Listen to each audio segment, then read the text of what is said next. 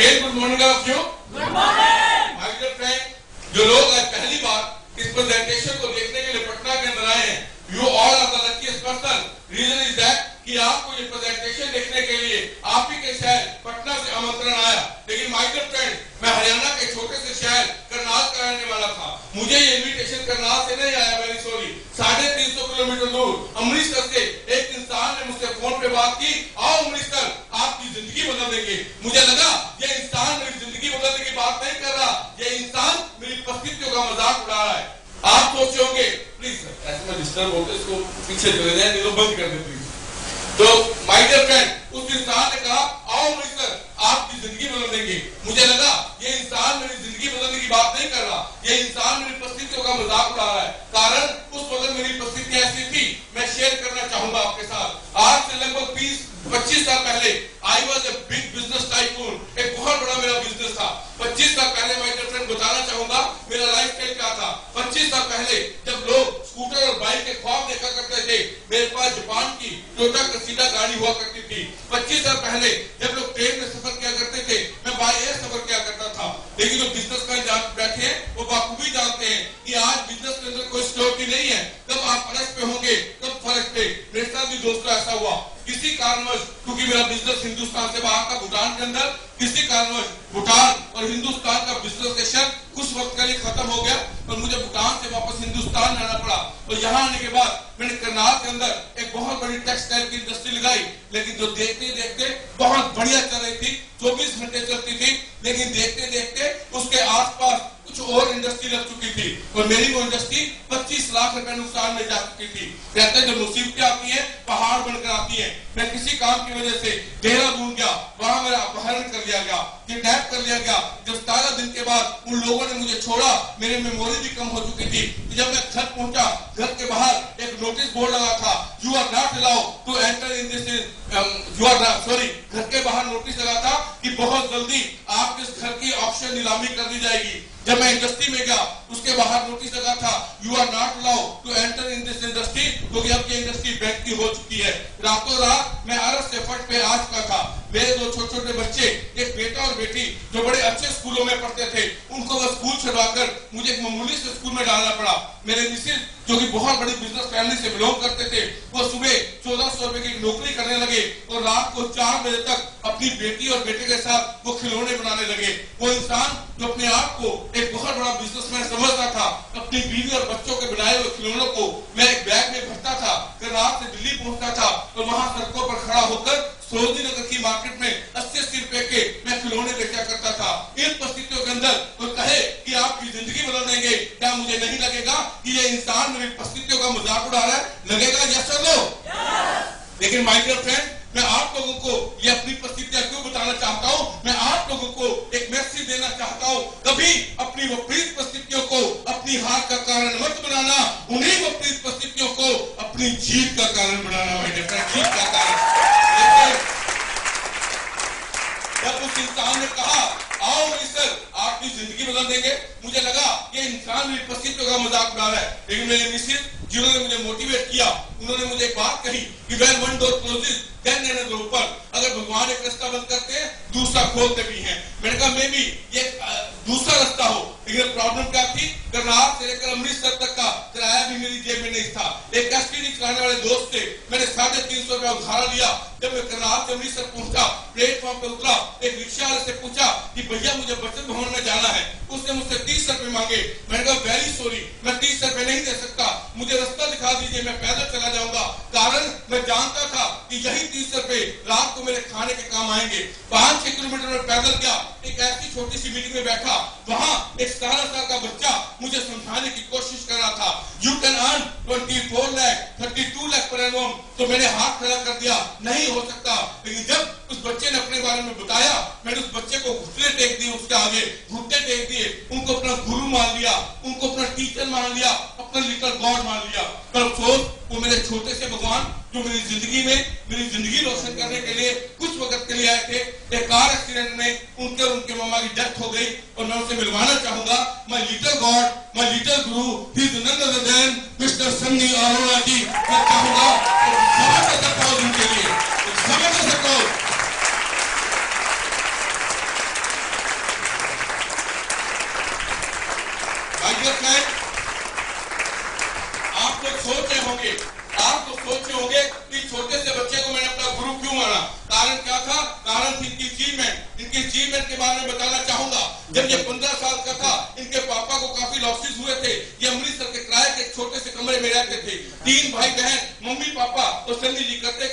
Market से 5 kilo मीठी सौंफ लाते थे, उसके छोटे छोटे पैकेट बनाते थे, कंधे पे थैला लेके दुकानों पे सप्लाई करते थे। सपने तो थे, लगातार काम कर रहे थे, लेकिन सपने पूरे नहीं हो रहे थे क्योंकि दिशा अलग थी, दिशा अलग थी, डायरेक्शन गलत थी। लेकिन जिस दिन उन्होंने ईबीएस का प्लेटफॉर्म देखा, अपने पापा से बोले, पापा यही वो प्लेटफॉर्म है, यहाँ से हमारे सपने सच हो सकते हैं। पापा ने पता नहीं कहां से पैसों का इंतजाम किया, सन्नी जी को ज्वाइन कराया और सन्नी जी व्हाइट बोर्ड लेकर घर घर जाने लगे, लोगों को बताने लगे यू कैन अर्न 32 लाख पर एनुअम। लोग उनका मजाक उड़ाने लगे, सन्नी जी आपके पैरों में टूटी चप्पलें हैं, आपके पास एक टूटा फूटा साइकिल नहीं, आप 32 लाख की बात करते हैं, आप पागल हो चुके हैं। लेकिन सन्नी जी उनकी बातों से कभी डीमोटिवेट नहीं हुए, कारण सन्नी जी जानते थे कि भीड़ में हमेशा भेड़िए चलते हैं, शेर हमेशा अकेला चला करता है। तो आज वही सन्नी जी जिनका लोग मजाक उड़ाते थे, उन्होंने अपने मम्मी पापा को एक नहीं 4 गाड़ियां गिफ्ट में दी, होंडा सिटी, शेवले, इनोवा, 4 गाड़ियां उन्होंने, स्कोडा जिनकी कीमत 50 लाख थी। लेकिन उन्होंने वो बच्चा जो किराए के घर में रहता था, अब मरने से 2 साल पहले उन्होंने अपने मम्मी पापा को उनकी मैरिज यूनिवर्सिटी पे जो बंगला गिफ्ट में गया था, वो 10-20 लाख का बंगला नहीं दोस्तों, लगभग 3 करोड़ रुपए का बंगला गिफ्ट में गया था। 3 करोड़ का बंगला, जिसका नाम उन्होंने रखा था होप। लेकिन ये मैं सन्नी जी के अचीवमेंट ये तो थी, लेकिन एक बहुत बड़ी अचीवमेंट की मैं आज बात करना चाहूंगा। माय डियर फ्रेंड, 29 दिसंबर 2005 को इनकी पूरी फैमिली और मेरी पूरी फैमिली जब हम नया साल सेलिब्रेट करने के लिए फॉरेन के अंदर जा रहे थे, मालूम पड़ा उस दिन इनकी मम्मी का बर्थडे है, मम्मा का। रात को जब हम केक काट रहे थे वो रो रहे थे।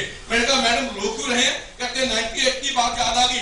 98 के अंदर सन्नी जी मजदूरी करते थे, उस दिन मेरा जन्मदिन था, सन्नी जी मजदूरी में 80 रुपए कमाए थे, उस दिन भी वो केक लेके आए थे। लेकिन मेरे रोने के 2 कारण थे। पहला रोने का कारण था इतनी कठिन परिस्थितियों के अंदर ये बच्चा केक ले आया, आज रात का खाना कैसे बनेगा ये बच्चा नहीं जानता। और दूसरा रोने का कारण कि इतनी कठिन परिस्थितियों के बावजूद ये बच्चा अपनी माँ का बर्थडे सेलिब्रेट करना नहीं भूला। भगवान ऐसा बच्चा हर माँ को दे, हर माँ को दे, हर माँ को दे। मैंने उनसे बोला, मैंने कहा मैडम वो एक बुरा सपना था, भूल जाइए, आज क्यों रो रहे हैं? उनके मम्मा बोले, उनकी मेरी डेथ हो गई इस एक्सीडेंट में, उनके मम्मा बोले कि मैं इसलिए रो रही हूँ कि सरमजीत जी ये देखिए मैं केक कहाँ काट रही हूँ। और मैंने देखा वाकई रोने वाली बात थी, क्योंकि उनके बर्थडे का केक हम जमीन पर नहीं काट रहे थे, 30,000 फीट ऊंचाई में एरोप्लेन के अंदर हम उनका केक काट रहे थे, उनका बर्थडे सेलिब्रेट कर रहे थे। और जब मैंने देखा कि सन्नी जी कर सकते हैं, मैं भी कर सकता हूँ, मैं करनाल वापस आया, अपने दोस्तों को रिश्तेदारों को इकट्ठा किया, व्हाइट बोर्ड पे 32 लाख का प्लान खाया, उन्होंने मेरा मजाक उड़ाया। उन्होंने कहा सरबजीत जी आपकी मिसेस के हाथों में खिलौने बनाते बनाते छाले पड़ चुके हैं, आपके बच्चों की पढ़ाई छूट चुकी है, फैक्ट्री आपकी बंद हो चुकी है, आपका घर नीलाम होने वाला है, आप 32 लाख की बात करते हैं, आप पागल हो चुके हैं। उन्होंने यहाँ तक कहा एक भी इंसान मेरे साथ इस मिशन में चलने के लिए तैयार नहीं हुआ। कहते हैं जब कोई बड़ा समुद्री जहाज डूबता है सबसे पहले चूहे भागते हैं। भगवान न करे कोई मुश्किल परिस्थिति अगर आपके ऊपर आ जाए, सबसे पहले आपके दोस्त और रिश्तेदार आपको छोड़ देंगे, एक इंसान भी चलने के लिए तैयार नहीं हुआ। लेकिन हाँ, एक बात मैं और मानता हूँ कि जब जब मुश्किल परिस्थिति आपके ऊपर आती है, वो भगवान आपको इशारा भी देते हैं, आप देखने वाली आंखें चाहिए। मुझे इशारा दिया जब मैं करनाल की मार्ग रोड पे जा रहा था, क्या देखा, एक डेड बॉडी को 4 लोग लेके जा रहे हैं। मैं समझ गया भगवान मुझे इशारा कर रहे हैं कि बेटा अगर एक डेड बॉडी अपने लिए 4 जिंदा लोग ढूंढ सकती है, तू तो जिंदा इंसान है, अपने लिए 2 जिंदा लोग नहीं ढूंढ सकता, 2 जिंदा लोग। आज मैं बताना चाहूंगा पिछले 8 साल के अंदर इस मिशन में मेरे साथ 2 लोग नहीं दोस्तों, लगभग 8 लाख लोग मेरे साथ हैं। 8 लाख लोग। अगर इनकम की बात करूं, लोग पूछते थे सरबजीत जी 2000 का चेक दिखाओ, कई बार डीमोटिवेट होता था, फोन करता था सन्नी जी को, सन्नी जी लोग 2-2000 का चेक पूछते हैं और मैं आपका नाम ले लेता हूं। सन्नी जी कहते हैं चिंता मत करो, एक दिन ऐसा भी आएगा जिस दिन 20-20 हजार के चेक आएंगे। और आज मैं आपको बताना चाहता हूँ, आज जो मेरी इनकम है वो 35,000 रुपीज से ज्यादा है, लेकिन 35,000 से ज्यादा मेरी इनकम एक महीने की नहीं है, एक हफ्ते की नहीं है, मेरी एक दिन की इनकम है। एक दिन की इनकम। आपको बताना चाहूंगा मैंने आपसे कहा था कि मैंने ऐसे सपने पूरे किए जो सपनों में भी कभी सपने नहीं लिए। मैं माय डियर फ्रेंड, आज एक वीक इनकम जो मेरे मिसेस की लगभग 2.5 लाख रुपए पर वीक इनकम है, लेकिन माय डियर फ्रेंड आपको बताना चाहूंगा, थैंक यू, बताना चाहूंगा कि मैंने कहा था वो सपने भी पूरे होते हैं जो सपनों में भी सपने नहीं देखे। माय डियर फ्रेंड, मैं बुक्स पढ़ने का काफी ज्यादा शौक रखता हूँ। एक बुक के अंदर मैंने क्या पढ़ा था, बड़े अमीर लोगों के बच्चों के बारे में, कि संजय गांधी जी पायलट थे, राजीव गांधी जी पायलट थे, राहुल महाजन पायलट थे। मैं बड़ा हैरान होता था, ये सब लोग पायलट थे तो ये नौकरी क्यों नहीं करते थे। मैंने एक एयरलाइन से पूछा, उसने कहा इन अमीर लोगों के बच्चों को नौकरी करने की जरूरत नहीं, they all are the hobby flyer.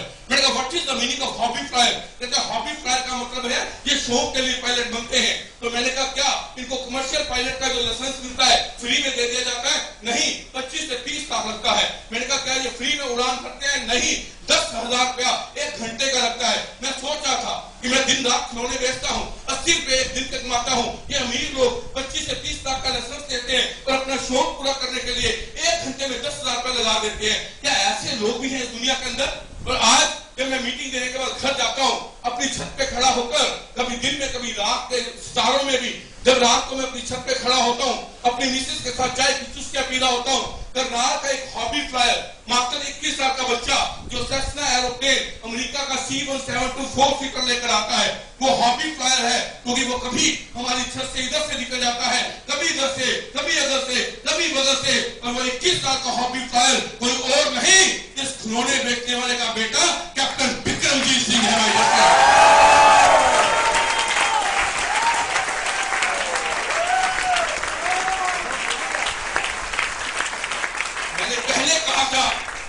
मैंने पहले कहा था जहां वो सपने भी पूरे होते हैं जो आपने सपनों में भी सपने नहीं देखे।